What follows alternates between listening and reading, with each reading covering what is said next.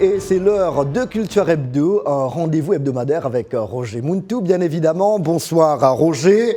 Bonsoir Jacques, j'ai toujours l'habitude de dire belle cravate, mais aujourd'hui j'ai dit belle veste. Merci beaucoup, merci Roger. Je prends, hein. Mais bien sûr, il faut prendre. Tout compliment, absolument. Alors Roger, Tintin, Popeye, Hemingway, Ravel perdent leurs droits d'auteur aux États-Unis, mais pas vraiment une mauvaise nouvelle. Pas vraiment une mauvaise nouvelle, oui Jacques.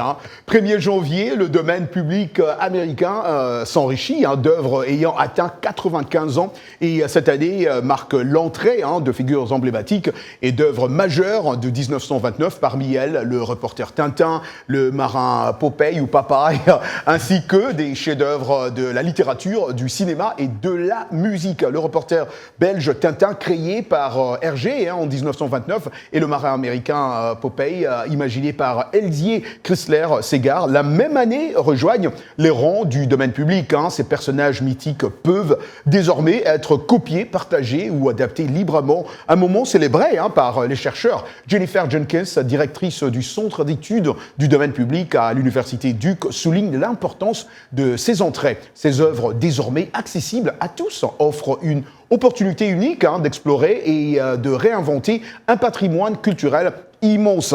Jacques, cette année, les icônes de 1929 rejoignent donc une longue liste d'œuvres qui, comme Mickey Mouse et Winnie l'ourson, avant elles, trouvent une nouvelle vie grâce au domaine public. Comme vous l'avez dit, Jacques, une très bonne nouvelle en tout cas. C'est pas une mauvaise nouvelle. C'est-à-dire que si demain, vous et moi voulons créer un dessin animé, nous pouvons utiliser ces personnages. Vous avez tout dit, Jacques, vous avez tout dit, c'est exactement ça. Très bien, c'est notre projet. C'est notre projet. Peut-être on va quitter la VOA. Non, on ne va pas quitter la VOA.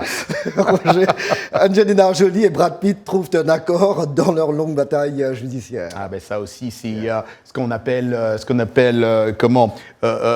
People Magazine, exactement. Après 8 ans de conflit, d'Angelina Jolie et Brad Pitt ont signé alors une convention de divorce lundi, selon People Magazine, marquant un tournant dans leur saga tumultueuse.